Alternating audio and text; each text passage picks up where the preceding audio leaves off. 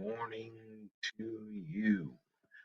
It must be 5 o'clock Eastern Standard Time somewhere out there on this beautiful 8th day of June 2021 because it's time for another Hardison'S tip. I'm your host, Brandon Hardison, and we do this for all of our brothers and sisters in sales, whether they have key accounts, major accounts, up and down the street, in home sales, regular retail, automotive sales, just giving you something to think about while you're getting dressed and going out the door. We did tell you that for the whole week we wanted to concentrate on your receptionists. Your receptionists know a lot of things that go on in that world, even with your managers, supervisors, owners. So we need to give respect. That's a tough job that they have.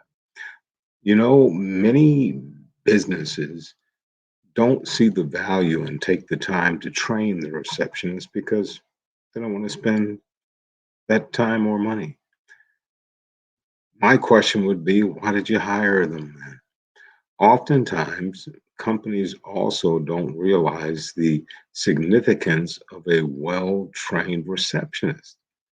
As a business first point of contact, a receptionist has the potential to close a deal by providing great first impression, value, or lose the deal, making a commonly made mistake.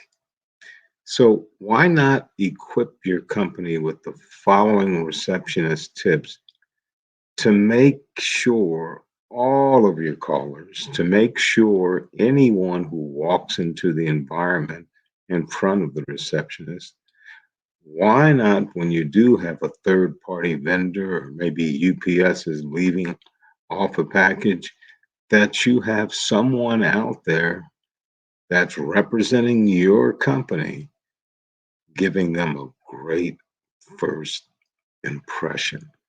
So, we're going to go over some things again. And from my coaching roles way back in the day, track teams, football teams, basketball teams, we believe in redundancy. So, if you've heard this before, that's all right. We're going to go through it again. But we need to find somebody with an upbeat personality because they're the ones that have the natural smiles. Although it may seem silly to smile while you're in front of people or on the phone, but it works. We know it works. Smiling is the easiest way to ensure your receptionist sounds friendly, inviting, maintaining that perfect tone. In addition, keeping a smile on their face will help your receptionist feel calm and happy throughout the day. Next thing, have you ever been on a phone call with someone that has some food in their mouth or they're chewing some gum? Your receptionist can't create a good first impression for you and your company when their mouth is full of food. So if you're eating food or chewing gum, your caller won't be able to hear you, receptionist, clearly.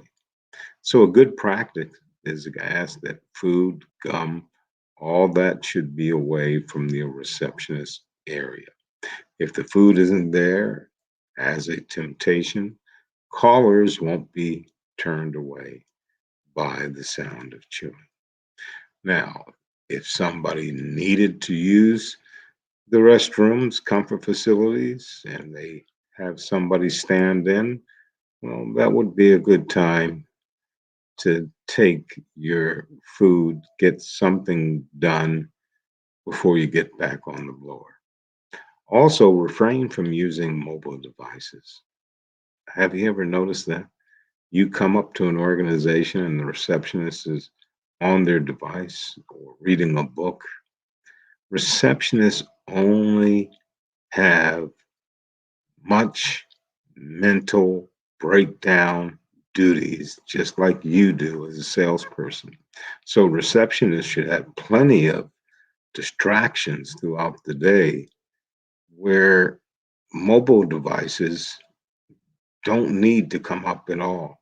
We're talking about their own personal device. Similar to keeping food away from the receptionist area, mobile devices should be put away until break or the end of their shift. Personal devices can cause a receptionist to be distracted from the call that you're paying for.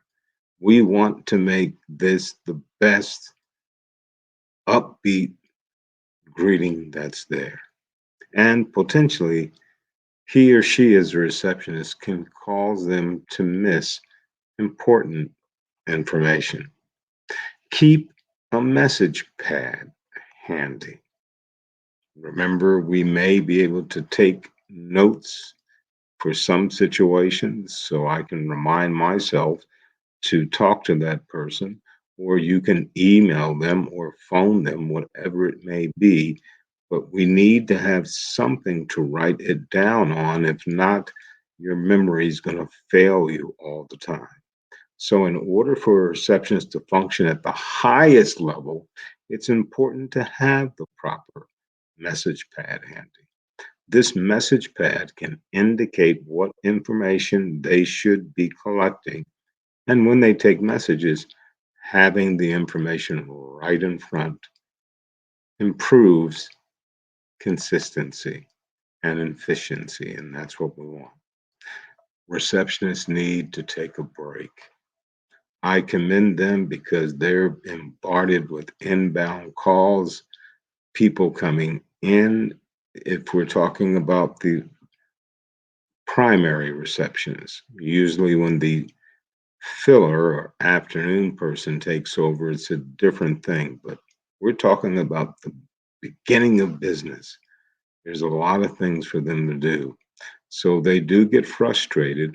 But as a receptionist, have a good lot going.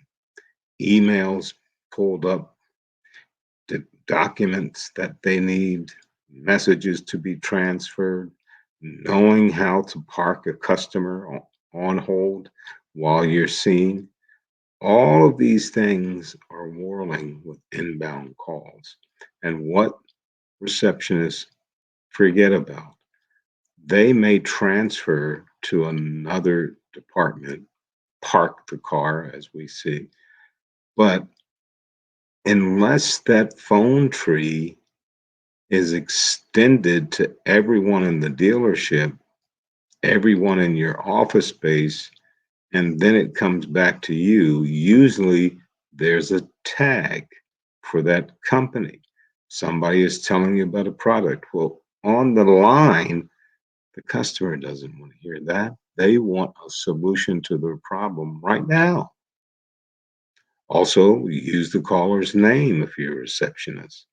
If your receptionist has the opportunity to use the caller's name in a conversation, recommend that they do.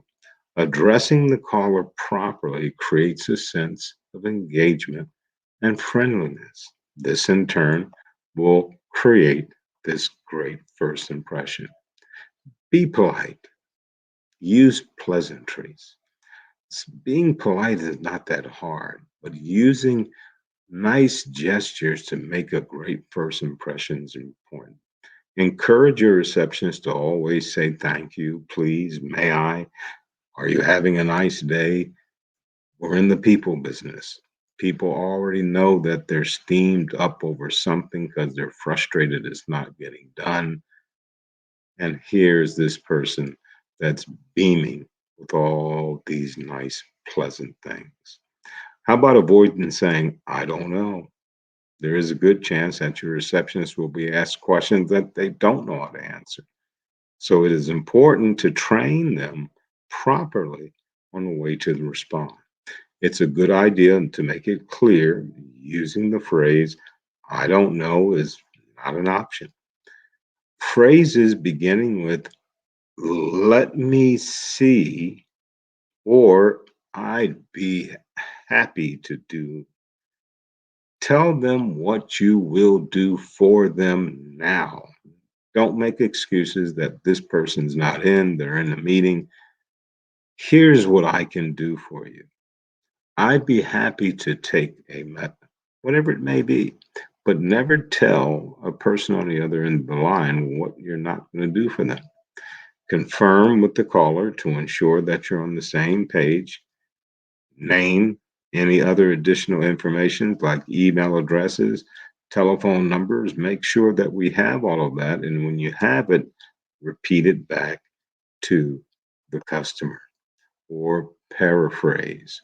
When you read back what that person has said, word for word, this is another great practice to ensure accuracy.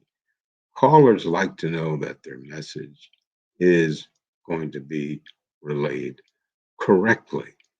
So why not give it back to them correctly before you transfer them, put them on hold, whatever it may be? Once again, Hardison's tip on this beautiful June the 9th. So get on out there, make sure you're going to be tough. We can overcome. And remember, as always, make it a champion day.